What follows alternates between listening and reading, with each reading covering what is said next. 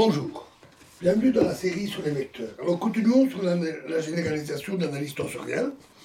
Alors de même que pour la différentielle absolue, on généralise aux espaces riemanniens la notion de dérivée covariante d'un vecteur dont les quantités nabla k vi est égal à dk vi plus gamma kij vj sont les composantes covariantes du tenseur dérivée covariante. Et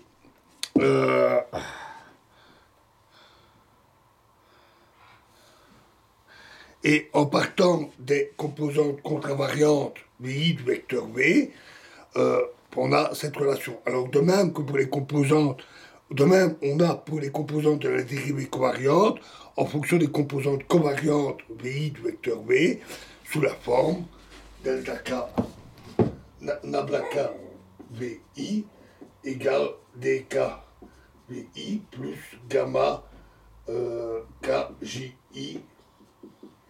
vj. Moins.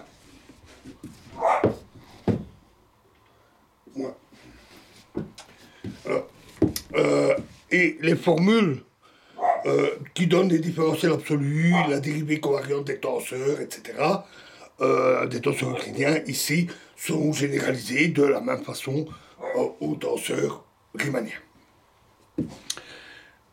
Ensuite, nous allons passer au transport parallèle. Alors, pour un vecteur d'origine infiniment voisine, pour des vecteurs d'origine infiniment voisine M et M', ils sont dits équipolants s'ils sont équipolants dans l'espace euclidien osculateur en M. Dans l'espace euclidien, les vecteurs étant parallèles, de même sens, de même longueur, leur différence géométrique est nulle. Par suite, dans l'espace riemannien, la différentielle absolue du vecteur situé en M est nulle. Les conditions d'équivalence d'un vecteur V de composante contravariante VI sont donc dVi, ou pour les composantes covariantes, dVi égale 0. C'est donc assez simple. Transporter par équivalence un vecteur V d'origine M en un point infiniment voisin, M', c'est construire le vecteur V' d'origine M', qui est équivalent à V. On dira encore que l'on effectue un transport parallèle. Prenons un exemple. Alors, en géométrie euclidienne, la notion de parallélisme de deux vecteurs peut être définie en considérant l'angle que font ces vecteurs par rapport à une même droite. Si leur direction fait un même angle, en toute rigueur il en faudrait plusieurs, mais bon, disons un même angle, avec une même droite, alors ces deux vecteurs sont parallèles au sens euclidien du terme. Alors voilà ce qu'il en est pour un espace riemannien, et considérons par exemple une sphère dont un grand cercle passe par deux points M et M'. On a une sphère, on a un grand cercle, disons l'équateur, on a deux points M et M'. Ici, on a les directions tangentes à ce grand cercle. Et on a deux vecteurs, V' et un angle alpha. Deux vecteurs V' sont localisés respectivement au point M et M' et situés dans les plans tangents à la sphère. Et ils sont précisément, on l'avait vu avec les surfaces riemanniennes, ils sont précisément situés dans l'espace euclidien osculateur à la surface sphérique en chaque point. Si les deux vecteurs forment un même angle avec les tangentes en M', tangente à l'arc de grand cercle qui passe par les deux points, on dira qu'ils sont parallèles sur la sphère. On aboutit ainsi à la généralisation de la notion de parallélisme. Sur une surface de Riemann, alors lorsque ces deux vecteurs ont même module, on dira qu'ils sont équipolants.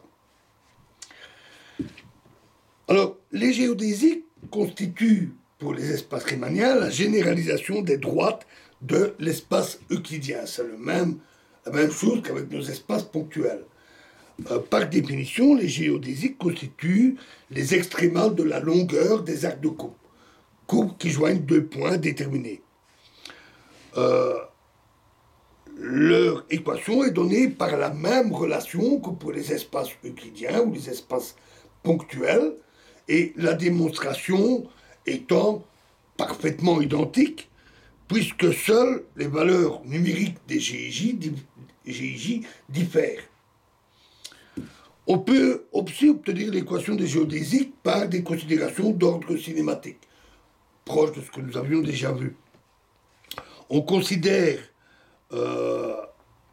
dans un espace riemanien de coordonnées UI un point mobile M qui se déplace en fonction d'un paramètre T qui peut, par exemple, représenter le temps, par exemple, ou un paramètre tout à fait libre.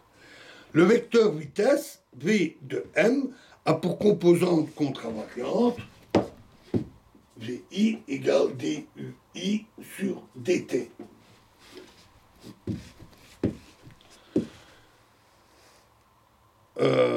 Et les composantes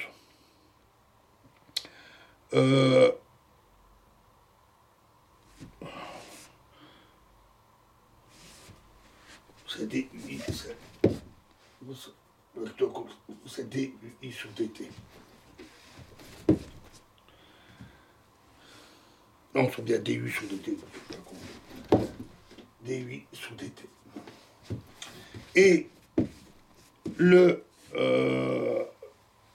Et les composantes contravariantes du vecteur accélération sont alors données par AI égale DVI sur DT égale D2 UI sur DT carré plus gamma JIK DUJ sur DT, DUK sur DT. Si le mobile a une accélération qui est constamment nulle, alors la différentielle absolue dBi est nulle. Et par suite, sa vitesse est constamment équivalente à elle-même. Il s'agit d'un transport parallèle. Et dans l'espace euclidien, les trajectoires parcourues par un tel mobile sont alors les droites. Dans un espace riemannien, les trajectoires de ce mobile vont être des courbes appelées les géodésiques de l'espace riemannien. Les géodésiques constituent donc la généralisation en géométrie riemannienne des droites de l'espace euclidien. Et en écrivant AI égale 0 dans cette équation, on obtient l'équation des géodésiques. Alors, une toute petite remarque pour l'introduction de la suite. Ici, j'ai dit, avec l'angle alpha identique, les vecteurs sont parallèles. Mais si on fait l'exercice avec d'autres géodésiques, d'autres grands cercles, on va constater que si par exemple ces deux vecteurs-là sont parallèles, ces deux-là ne le sont pas. Donc, contrairement à l'espace euclidien, le parallélisme n'est pas transitif. On peut avoir, disons, V seconde, V' parallèle à V, V parallèle à V seconde, mais V seconde et V prime non parallèles. De toute évidence, selon les chemins que l'on parcourt dans l'espace riemanien, ça change la situation. Il est donc intéressant de voir ce qui se passe lorsqu'on se déplace sur des courbes dans l'espace riemanien. Et ça, c'est ce que nous attaquerons dans la prochaine vidéo. Nous étudierons le déplacement le long d'une courbe. Alors ça va nécessiter pas mal de développement, et cela nous amènera au final à la notion de courbure dans un espace riemanien. Je vous remercie.